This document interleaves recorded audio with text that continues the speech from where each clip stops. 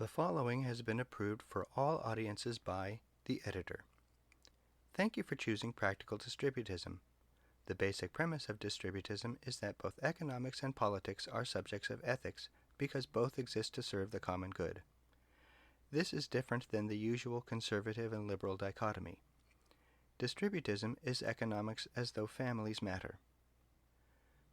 This podcast is an audio version of the main site at practicaldistributism.blogspot.com. If you like this content, please subscribe, like, and share. Now, on to the article.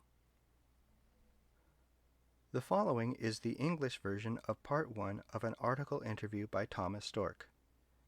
Here is the title in Italian, which I'll probably butcher, so I apologize to anybody listening. Sui fondamenti del distributismo, proprietà, famiglia, politica, economia. Published in Bollettino di Dottrina Sociale della Chiesa, July-September 2020, pages 73 to 84. Question. The root of distributism can be traced back to the social doctrine of the Church. Nevertheless, distributism is not the Church's social doctrine. Can you clarify what is the relationship between these two realities? Answer. To put the matter simply, distributism is an attempt to give a more concrete application to the Church's social doctrine, an application which is at the same time entirely faithful to it. There are two related reasons why such an effort to give a more precise application to Catholic social doctrine is necessary, or at least desirable. The first stems from the fact that the Church's social doctrine, elaborated over 100 years and addressed to the entire world, necessarily must have a certain indefinite quality. The economy of rural Ireland or Spain, say in 1891, the year Rerum Novarum was issued, is not the economy of contemporary Germany or the United States. Yet the encyclicals and other documents of the Church's social magisterium must be able to speak to the very different conditions of all these economies. And this it does very effectively, both by laying down fundamental principles of economic justice, as well as by more specific proposals, even if these latter may need further adaptation to varying circumstances. But all of this social doctrine requires intelligent study and application in light of circumstances of time and place, something which Leo XIII himself called for. Of course, it is important to recognize that Catholic social teaching cannot be reduced to a few platitudes such as "be just" or "help the poor," as some contemporary neoliberal publicists try to do. But it does mean that one cannot simply pick up the encyclicals and extract a set of proposals which a political party could offer at the next election. Even the more specific policies which the popes have advocated, such as the establishment of occupational groups or guilds, something which both Pius XI and Pius XII especially stressed, require a concrete legal and institutional structure which necessarily will differ from country to country. The rather complex German system of codetermination, Mitbestimmung, for example, which, following a specific suggestion of Pius XI, provides for significant worker participation in the management of corporations and very effectively embodies the spirit of Catholic social teaching, could probably not just be replicated simply anywhere without important modifications that reflect the varying legal systems and work cultures of different nations. The second reason why some kind of concrete application is necessary is because of the abundance of matters which the pontiffs have treated in their social documents. For example, the fundamental principle of distributism was enunciated by Pope Leo XIII in Rerum Novarum. Quote, "The law therefore should favor ownership, and its policy should be to induce as many people as possible to become owners." End quote. Number 46. Yet how this should or could be done, and what relationship such small property ownership ought to have to the economy as a whole, for example to enterprises that by their very nature require large workforces and intensive capital investments, is left an open question which will require political prudence in order to implement it in any specific society. The popes were primarily laying down moral principles for the economies actually existing at the times they wrote. Thus, Pius XI devotes a section of Quadragesimo Anno to evaluating Italy's then fascist economy, obviously something of chiefly historical interest now, while in Centesimus Annus, St. John Paul II discusses in depth the global capitalist economy in light of the recent collapse of the Soviet bloc. Thus, while the fundamental moral principles of economic justice are timeless, the popes were not engaged in writing theoretical treatises on economic morality. Even Pius XI, who exhibited perhaps the most interest of any pope in offering a systematic presentation of the functioning of a just economy, was primarily interested in responding to the grave crisis of the Great Depression and the threat of communism. But distributists are seeking to set forth an economic system or a set of economic proposals which are more than a commentary on or a critique of present conditions, and which can compete intellectually with the capitalist paradigm.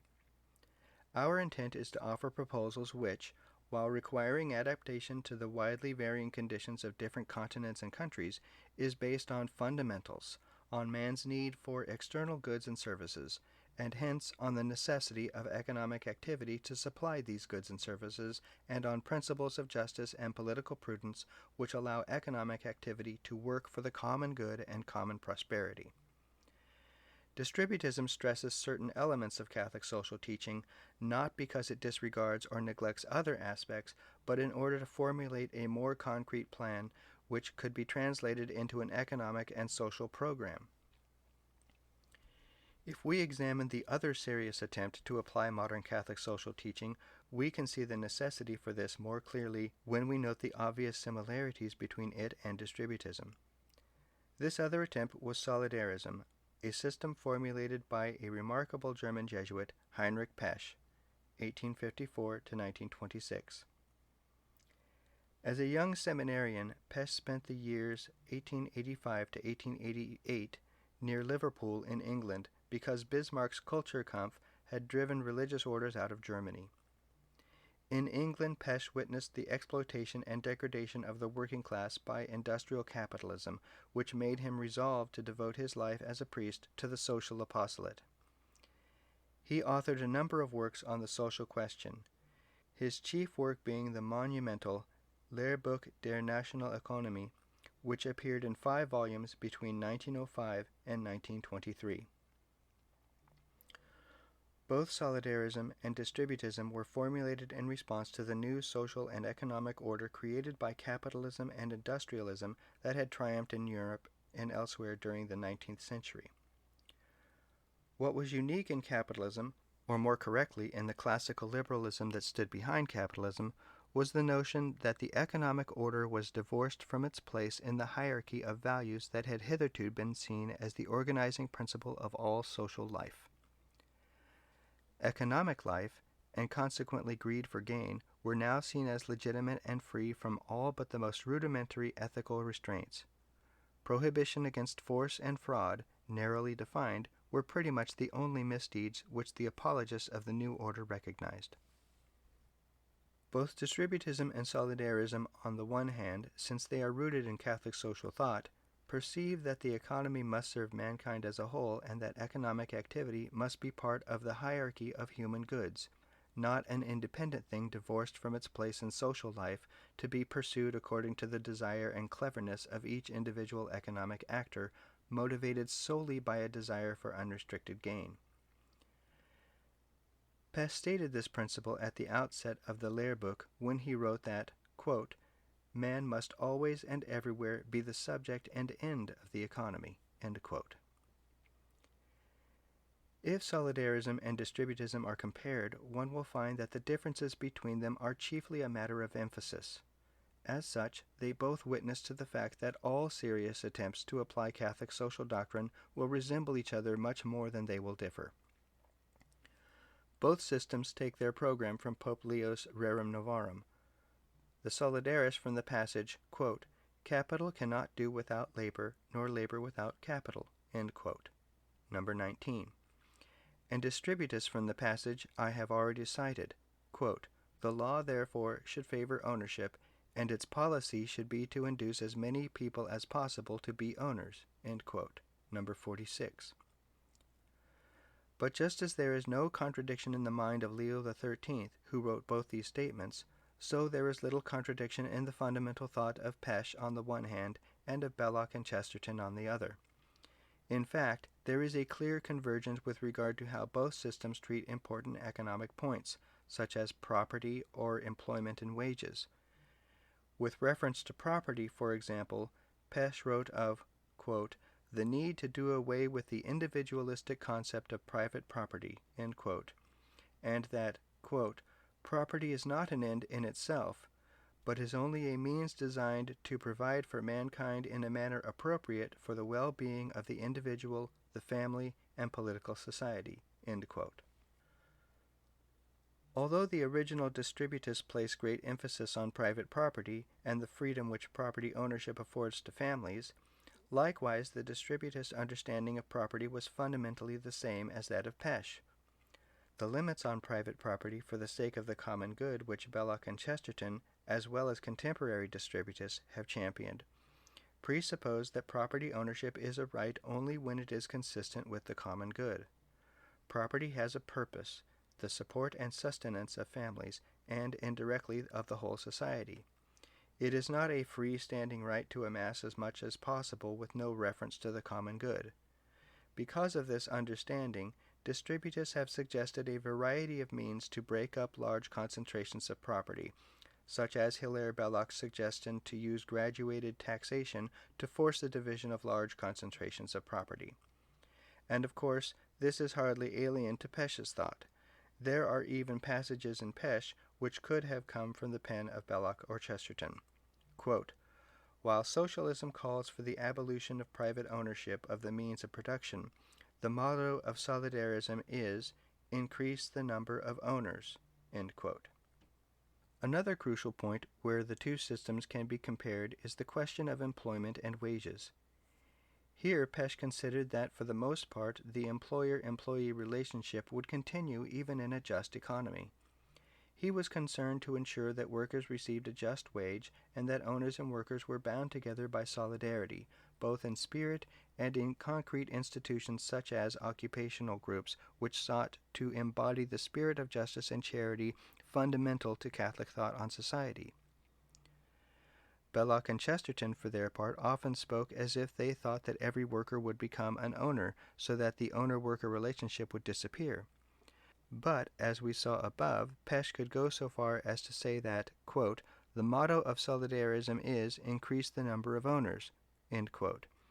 And on the other hand, Chesterton and Belloc recognized that it was likely impossible to do away entirely with large entities requiring large workforces. In The Outline of Sanity, when Chesterton wrote about the possible means for achieving a distributist economy, he included, quote, "the gradual extension of profit sharing or the management of every business by guild or group." End quote. Neither he nor Belloc were absolutist in insisting every individual or family must own its own small farm or small business.